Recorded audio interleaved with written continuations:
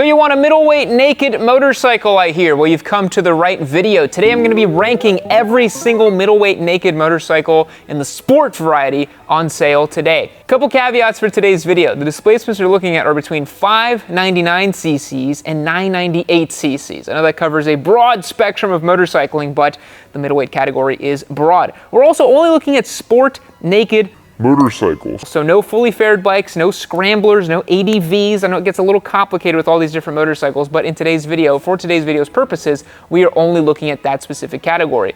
And the other thing I wanted to mention is that if you came here simply for a dollar per horsepower comparison, well then simply get yourself a Jix Z750. That's $75 per horsepower. Conversely, if you want the worst of the bunch, get a Z650. That is $112 per horsepower. But something tells me if you're watching this video, you don't simply want a man shouting dollar per horsepower figures at you. So let's get into this ranking and figure out what is the best middleweight naked motorcycle on sale today.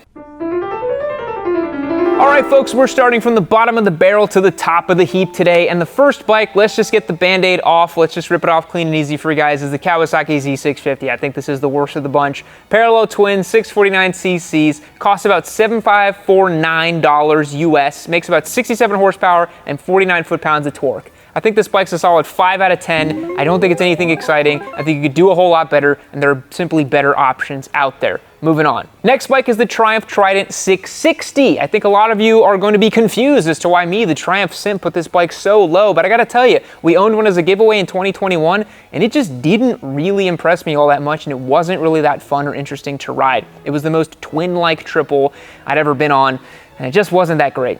It costs $8,395, makes about 80 horsepower and 47 foot-pounds of torque. I'd give this bike a solid 5 out of 10 rating as well. I'd put it right there with the Z650 in terms of its fun factor and the rideability. All right, next up is another one from Suzuki, the often forgotten about Suzuki Jix Z750. This is the inline 4 motorcycle, one of the few on today's list. It makes about 113 horsepower and 60 foot-pounds of torque. This motorcycle costs $8,549 brand new. So that's what I was saying. If you want a bargain of a motorcycle, the Jix Z750 is the one to get. That is a steal for a motorcycle. I've not gotten the chance to ride this one, unfortunately, but I think it's a pretty middle-of-the-road motorcycle, but it definitely punches a little bit above because of that bigger engine and that inline 4 character. No tech, no cool stuff on this thing, and the styling is a little woeful, so it sits pretty far down on the list. Our next entrant might be a little surprising to you guys. It's the CF Moto 700 CLX. So I had the chance to ride this bike a few months ago. We had it as a loaner bike here in the shop, and I really enjoyed it. I thought it had great features for the price point. It had cruise control, heated grips, an eco mode, a sport mode, a nice easy to read dash. It was a handsome little motorcycle. I thought it was a really cool little bike. And the great part about it is it's $64.99. That is a screaming deal of a motorcycle. That is a cheap price for this thing. 74 horsepower and 49 foot-pounds of torque on this bad boy. Gives it a solid 5.5 rating for me. Coming in next is the Kawasaki Z900 and the Z900 SE. I put the Z900 SE a little below the Z900 simply because I don't really think the SE is worth the price premium. The regular Z900 costs $91.99 and the SE costs $10,699. Both of them make 113 horsepower and 66 foot-pounds of torque. Despite what the Kawasaki simps might tell you, they do not make 140 horsepower and go 168 miles per hour and rip wheelies in third gear everywhere. It is a competent, good motorcycle that once you flash it and put an exhaust on it, is a lot of fun to ride. But I find the Z900 in particular a compromised and tight-fitting motorcycle. It's very small and diminutive for the size of motorcycle that it should be, and it just doesn't ride as effervescently or as fun as other motorcycles in this category. I chose to not include the retro classic variant of the Z900 RS. We had one of those as a giveaway bike not too long ago, but I decided to not include that because we're only looking at sport naked options for today. This motorcycle sits at a 6 out of 10 for me. Great bike, but just missing a little bit of that je ne sais quoi to make it truly excellent, in my opinion. Next up on our ranking, and again, this one might surprise you guys if you know me and you know my flavors and predilections, is the Triumph Street Triple 765 RS. Features an inline 3, 765 cc's, making 121 horsepower and 58 foot-pounds of torque, and it costs $12,995 on the brand new showroom floor conditions. But this motorcycle also comes in 2 other variants, a base model and an R trim, but I do think the RS is the one to get because you get the full Zoot options. But this motorcycle to me you know, it's a little bit too serious. It's a little bit too buttoned up. It doesn't have a lot of fun factor that a street naked motorcycle should have, in my opinion. On the racetrack, the Street Triple as a naked bike is basically second to none because it basically is a Daytona. That makes it super fun to ride, and it's really fun to rail around. In 2020, I had a Street Triple 765 as a giveaway motorcycle that I really enjoyed, but at the end of the day, I did feel like it was just a little too leaned over, a little too serious for a naked bike, and ultimately that made me give it a 6 out of 10 on today's ranking. Next up is our biggest, most powerful, and most expensive motorcycle on the list. It's the Ducati Street Fighter V2. This is an often forgotten about middleweight naked motorcycle because it has a 955cc V-twin making 153 horsepower and 75 foot-pounds of torque. It costs $16,995. Now, if you ask me, that's a leader bike. It's a leader naked bike. It's not really in this middleweight category, but most people define it as a middleweight, and it kind of falls in that category because of how Ducati segmented their motorcycles. So we put it in here anyways. I think this motorcycle is really nice to ride. I remember we had the Panigale V2 as a giveaway in late 2020 and into 21, and that was an awesome motorcycle. I had a ton of fun with it. But at the end of the day, I felt like the Ducati Street Fighter and the Panigale V2, you know, they kind of suffer from that thing that the Street Triple suffers from as well. They're very serious, very straightforward, very track-oriented, and ultimately, it's the type of bike that I would love to own as a daily, but not one that I would want to tell everybody about and want to go out and ride all the time. It's a bike that's competent, but not one that you're going to kind of be blown back by and how fun it is. The next bike on our list might surprise you. It is the Yamaha MT09. Now, this bike used to be top of the heap for me, one of the best in terms of bang for buck, fun factor, engine characteristics. I love the MT09. However, in recent years, I feel like the MT09 is lacking a few things, and one of those is the price. Now, the MT09 today costs $8,199 on the showroom floor. That's a big jump up from price from what they used to cost. They still only make 75 horsepower, 50 foot-pounds of torque, and they're still lacking many of the tech features that you see in middleweight naked motorcycles nowadays. This is a bike that I feel like is still a lot of fun. The parallel twin in this motorcycle is a riot. It wheelies super easily. It's very peppy, very effervescent. Suspension's a little woeful. It's a little bit wonky and zany, but I still feel like the MT09 is a great buy. I would rate this motorcycle a solid 6.5 out of 10.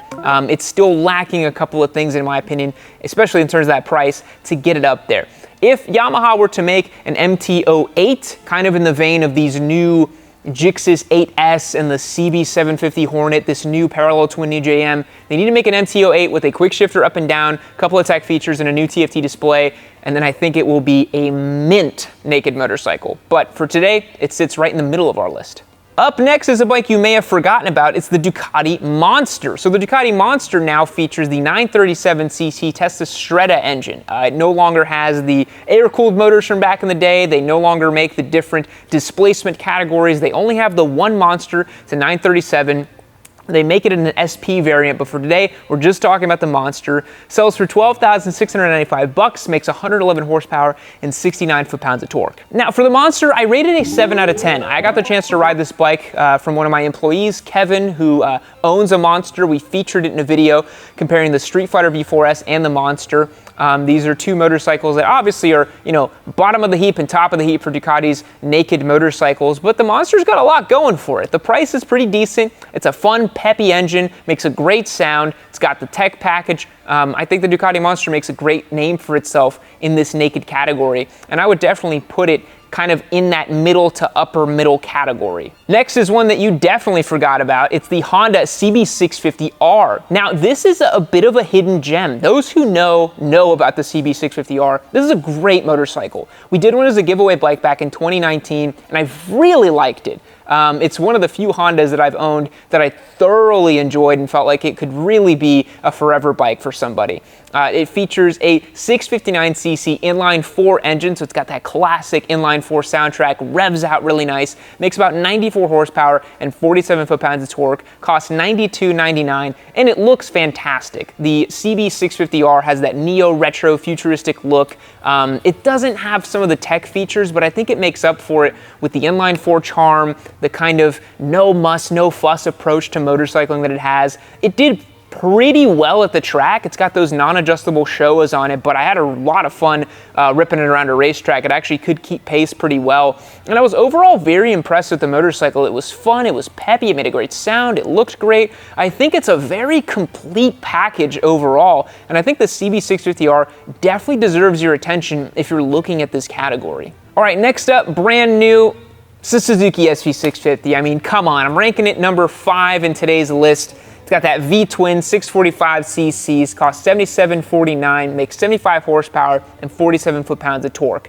Rating this one a solid 7.5 out of 10. The SV650 is a great motorcycle, makes a great sound, it's peppy, it's fun. It's still priced pretty well. It hasn't ballooned up in price like the MT09, so I still think that Suzuki's got a great thing going here. This is a bike where if you find the right dealership, I'm sure you could find great deals on it too, which is awesome. And there's a huge aftermarket support for the SV650. I still think the SV650 is definitely one of the upper echelon naked motorcycles you can buy, bar none. You know, not even thinking about big high horsepower naked bikes or anything else. I think the SV is just a tried and true great motorcycle that you can do a lot of stuff with. You can turn it into a track bike, turn it into a commuter, turn it into a canyon carving weekend bike.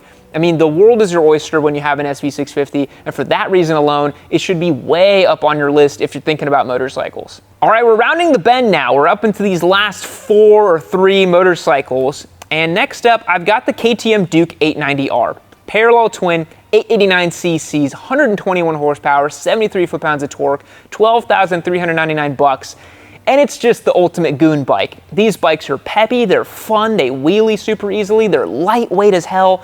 People love the 890R, and I'm still so sad that I haven't gotten the chance to ride one yet, because I know that I'm gonna love it a bunch. I've ridden plenty of KTM Duke motorcycles, the 390s, the 1290s, an old 690, and I think they're fantastic. And I think the 890R finally strikes a great balance of technology, premium features, good power, great handling, track worthiness, and still being fun for the road. It's not super serious from what I understand. And so that for me ranks the 890R definitely up on this list. All right, guys, there's 2 motorcycles left, and I think you know which 2 are left, but I think you're gonna have to guess which one I'm gonna get up to for number 2 and number 1. So my second place motorcycle is the Aprilia Tuono 660 Factory. This is a fantastic motorcycle. Bar none, this is one of the best naked motorcycles I've ever ridden. It is so flattering, it's so fun, it's super peppy. Features a parallel twin, 270-degree crank, 659 cc's, 100 horsepower, 49 foot-pounds of torque, $10,999, gets you fully adjustable suspension, APRC electronics, quick shifter up and down, cruise control, all the bells and whistles you could throw at this thing for a really decent price, I think. I think the Aprilia Tuono 660 Factory just knocks it out of the park. I think a lot of folks don't love the bike as much because it's not as naked as they would like. You know, it still has that kind of big fairing up at the front, but it is a naked bike. It's got handlebars, so I don't want to hear in the comments about how it's not a naked bike. I think the Tuono 660 Factory is a fantastic motorcycle. I'm rating it an 8.5 out of 10. I think it's a great choice for almost anybody. You know, it has that thing the SV650 has where you can do anything with it. You can turn it into a track weapon. It kind of already is a track weapon out of the box for most normal people. You can do weekend rides with it. You can do commuter rides with it. Long distance rides. It's got a luggage rack already built into it. You can do so much with that bike, and it makes an awesome sound, and it just performs really well. I think the Tuono 660 Factory is one of the best naked bikes ever made, period, full stop. But it's not better than number 1 and number 1.5. These bikes are kind of together. I'll tell you about them. All right, folks, we're here at the end of the road. The best middleweight naked motorcycle on sale today. Yamaha MT09. It's the Yamaha MT09. There's no better motorcycle than that out right now. Yamaha's made a ton of updates to this thing, and even better than that, you can get it in the SP version now, which makes it even more superlative. Let's talk about this bike a little bit. The MT09 inline 3-cylinder, 889 cc's, $9,799 in base trim, $11,499 in the SP trim. That features Öhlins front suspension and an Öhlins rear shock, a bunch of goodies, 117 horsepower, 69 foot-pounds of torque, great value for money, super peppy, super fun, rails around a racetrack, can do wheelies anywhere. You can ride it all day long because it's still super comfortable, has that kind of semi-motard-esque quality to it. It's really hard to beat an MT09, especially nowadays. The only detractor I have, and I rate this motorcycle an 8.75 out of 10. The only detractor I have for the MT09 is the looks. And you can get an XSR 900 if you really hate that, but we decided to not include Neo Retro bikes on this list. But for the MT09, I do think it looks a little not so great. It's got looks that only a mother could love, let's put it that way. But when you're riding the thing, you don't care how it looks, you just enjoy it and ride it and have a great time with it. And I think the MT09 just knocks it out of the park. The SP especially is race ready, track ready, not race ready, you're not gonna race anything with that, but track ready for anything you want to throw at it. Put some sticky tires on it, go rip it up. You can commute with the thing, you can put a taller windshield on it, you can do whatever you want with this motorcycle. I love the MT09 SP.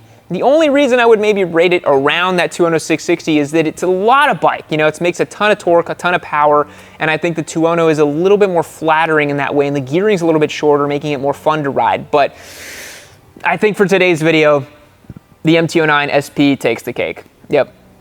It's the best middleweight naked motorcycle, in my humble opinion.